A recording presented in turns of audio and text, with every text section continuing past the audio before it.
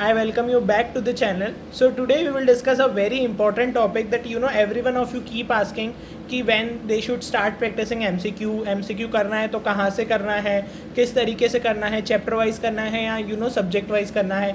So this is a video which will tell you about everything related to MCQs for NEET PG, even for next, for those who are preparing for next या next जब भी होती है in case, and how you should approach it and how you should prepare very well for your MCQ exams, maybe from question banks या फिर review books, right? So let's talk about this topic. This video is for everyone preparing for NEET PG and trying to practice some amount of questions every day, right? So you can connect with me on my Instagram handle as well for any of your queries.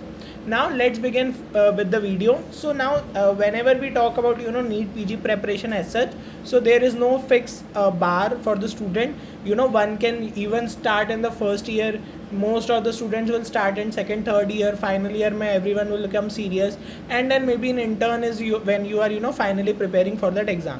So whatever be your level right now, I will suggest you that how you should approach the MCQs at each of the following level, right? So now one thing which you should know is what are the ways of MCQ practice, right? Now if I am doing MCQ practice तो मैं किन तरीकों से कर सकता हूँ.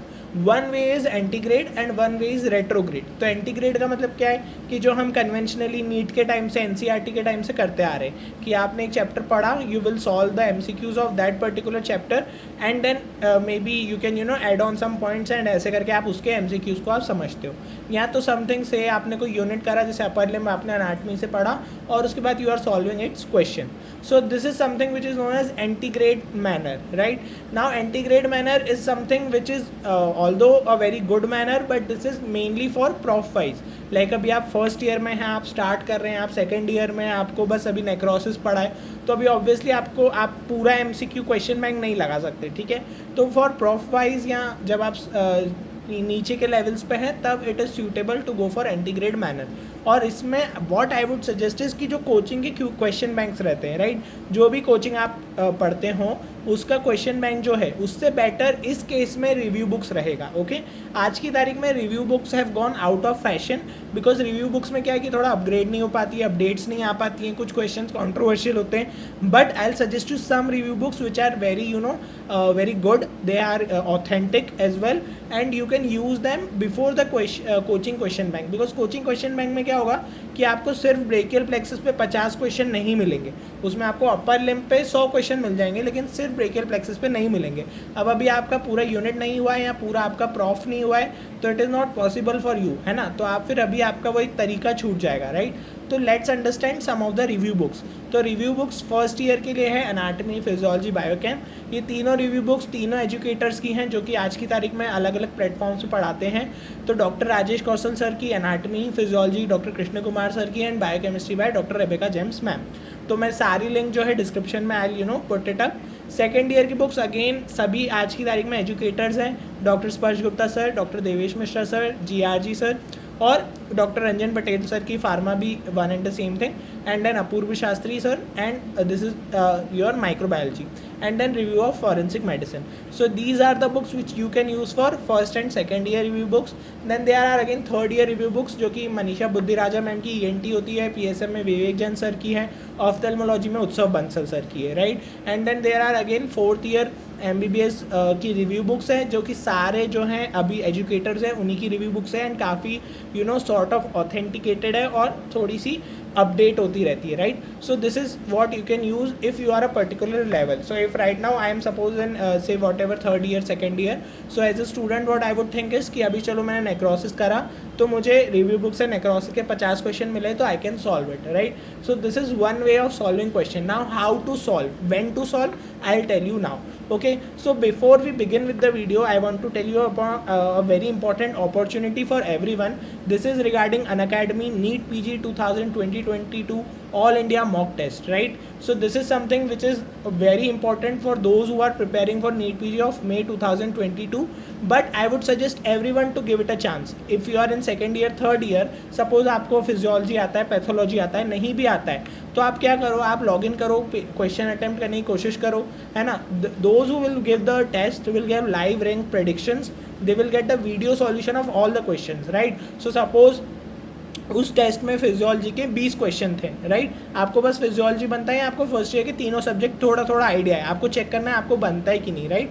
So you can solve those questions, may be you will get less rank, that's fine, but you will also get a video solution, so you can again revise a particular topic या subject in that particular amount of time. तो 17 अप्रैल को ही आपका एक 3 subject का आपके questions attempt हो गए और आपके वीडियो सॉल्यूशंस आ गए, right. This is something which is very in line with the latest exam pattern and this will enhance your conceptual और clinical learning, right. So it's no harm, आप 3 घंटे दे सकते हैं। आपको जो भी, अगर आप यूर 2016 बैच या हायर बैच के स्टूडेंट है who are giving the NEET PG in 2022 attempt, you can enter the entire full test. This test is absolutely free if you use my code, and this code will help you get 3 tests for free, right? So please use this code. I'll mention the link in description, and again you can have your all India rank prediction and use this code for again whatever you want to register. So this is a very kind of must have for everyone. Even if you are a second or third year student, what you have to do is, if you are a third year student, so you must be well versed with at least second year subject, क्योंकि आपने अभी अभी prof exams दिए, right. Second year का तो आपका first year का आता होगा, तो अटेम्प्ट करके देखो, क्योंकि अभी क्या होता है, आपको आता है बट आपको पता नहीं है आपको उसको क्लिनिकल मतलब आपको नीट पीजी में कितना आपका वो टर्नओवर होगा, right. So for that you can surely attempt, and those who are preparing use this code for attempting the test.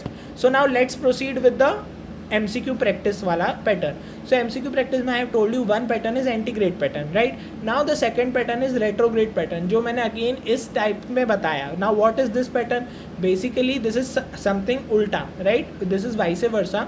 क्या होगा इसमें, basically if you are suppose like in third year, आपने अभी सेकंड ईयर के exams दिए, now you are not in the mood कि आप second year की थ्योरी पेज बाय पेज वापस से पढ़ो, right. So what you should be doing is कि सपोज आपको पैथोलॉजी में अच्छा स्कोर रहा, आपको प्रॉफ में अच्छा बन गया, सो you should start solving pathology का क्वेश्चन बैंक. नाउ इस टाइम पे रिव्यू बुक्स यूज़ करने का सेंस नहीं है, इस समय आपको कोचिंग के क्वेश्चन बैंक्स पे रिलाई करना है. रिव्यू बुक्स सिर्फ और सिर्फ MBBS के टाइम पे यूज़ करो, it's fine. After that review book बहुत हेक्टिक हो जाएगी क्योंकि रिव्यू बुक में बहुत सारे क्वेश्चन हैं. कोचिंग के क्वेश्चन बैंक में अब आपको पैथोलॉजी जितना बनना चाहिए आपके नीट पीजी के हिसाब से वो दिया रहेगा, right. So coaching question banks आप यूज़ करो in the retrograde manner, right. So अब उसको कैसे यूज़ करना है मैं दोनों अप्रोच आपको डिटेल में बताता हूँ. तो now how to practice if you are doing in antegrade preparation. तो सपोज आप अभी अपर लिम्ब एनाटमी पढ़ रहे हैं, आपने ब्रेकियल प्लेक्सस अच्छे से पढ़ लिया. So just study the notes जो भी आपने बनाए हैं आपके कॉलेज के, या आजकल बच्चे वीडियोस काफ़ी देखने लग गए कोचिंग प्रेपरेशन की भी, तो नोट्स आप बनाओ. एंटीग्रेड में आपने सपोज ब्रेकियल प्लेक्सस के नोट्स बनाए. Now what you have to do is question solving of that particular topic. आपने राजेश कौशल सर की जो रिव्यू बुक है वो उठाई, आपने 40-50 क्वेश्चन सॉल्व कर लिए, राइट. तो वहाँ पे फ़ायदा ये मिलेगा कि आपको ब्रेकियल प्लेक्सस पे ही काफ़ी क्वेश्चन देखने को मिल जाएंगे. अब इससे आपकी थ्योरी स्ट्रॉन्ग हो गई और आप एक्स्ट्रा पॉइंट जो है एक्सप्लेनेशन से ऐड कर सकते हैं, राइट.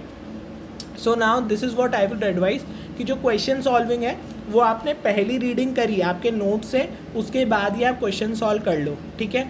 अब इसके बाद जो स्टैंडर्ड टेक्स्ट बुक की रीडिंग आती है, तो क्या होता है जैसे कॉलेज में आपको पढ़ाया, आपने पढ़ा, आप पहले क्वेश्चन लगाओ. इसमें क्या होगा कि जो स्टैंडर्ड टेक्स्ट बुक है अगर उसमें 4 पेज का दिया होगा सपोज ब्रेकियल प्लेक्सस, राइट, तो 4 पेज में से पूरे 4 पेज तो इंपॉर्टेंट नहीं है जिसमें से क्वेश्चन बन सकता हो या जो आपको याद होना चाहिए.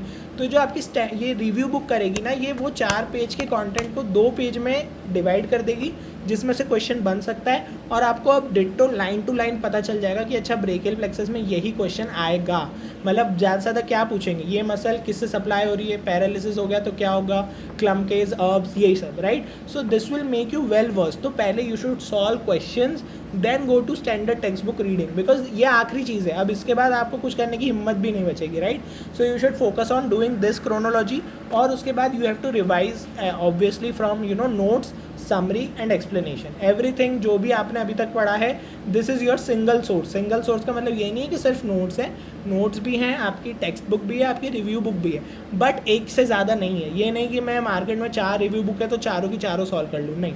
एक रिव्यू बुक, एक स्टैंडर्ड टेक्स्ट बुक और एक notes, right. So this is something which could be followed in antegrade manner, right. What is the conventional manner जो हम करते आ रहे हैं. इसमें ज़्यादा कुछ नहीं है, आपको पता है टाइमर लगा के क्वेश्चन करना है.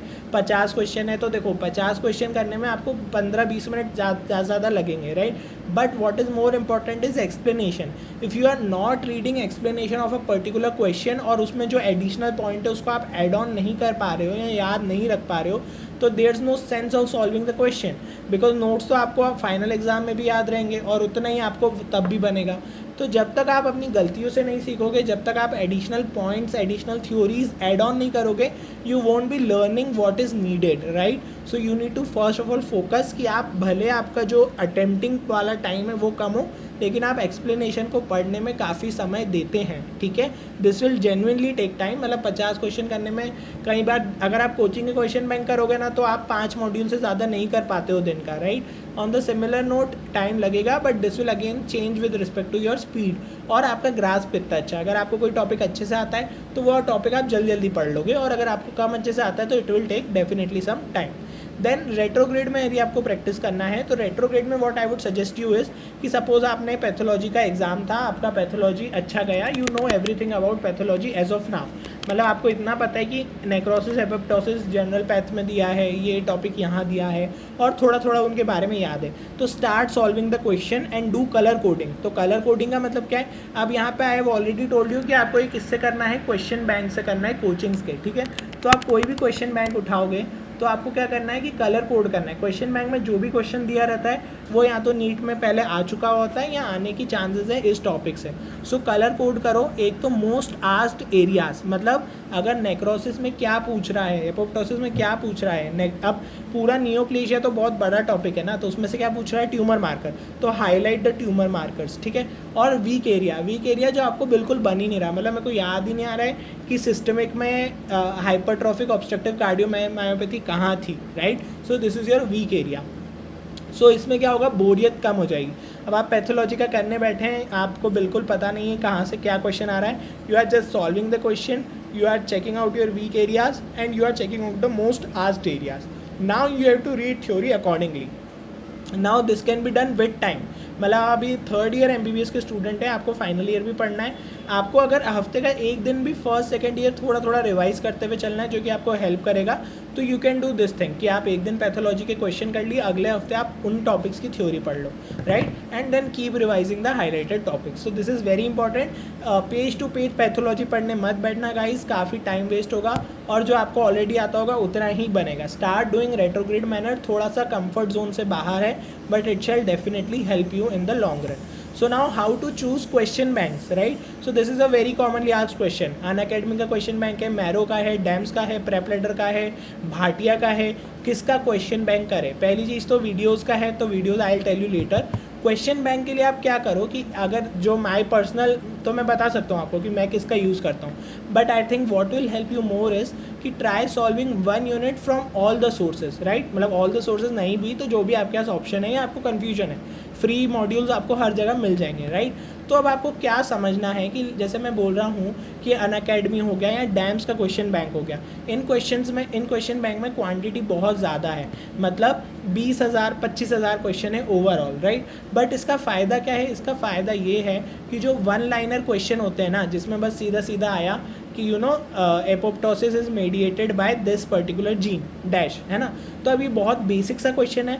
बट अगर आप इस टाइप के क्वेश्चन करोगे ना, तो अब आप जिस लेवल पे हो, मतलब आप रेट्रोग्रेड लेवल पे हो, आपको थ्योरी ताज़ा याद नहीं है, तो if you will solve these kind of question तो इट विल हेल्प यू, क्योंकि आपको बहुत ज़्यादा थ्योरी रिवाइज नहीं करना पड़ेगा, आपको क्वेश्चन से सब कवर हो जाएगा, ठीक है।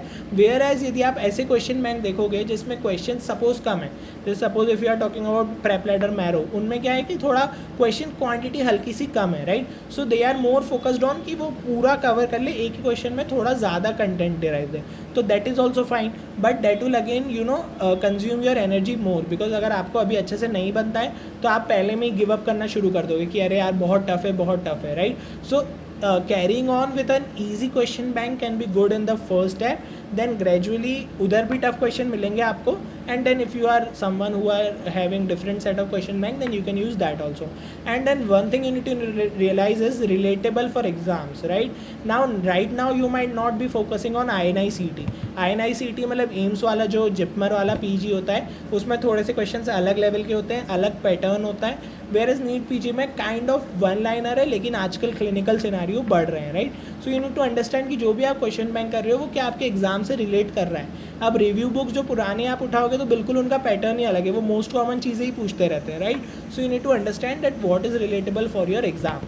सो at the end I will sum up for you that whatever level you are, start doing anti-grade or retrograde manner in this from the review books if you are anti-grade wala category wala student, and if you are retrograde then you can surely go for question banks and do the color coding accordingly. Right now, this is again a reminder for you to once the video gets over, kindly go to the link in description and check out the link for the All India mock test. I wish you all the best. You can also share your scores with me, and for notes you can check out the link in description. Thank you so much guys. Stay safe, stay healthy, and keep learning, and do not forget to connect with me on MedShots.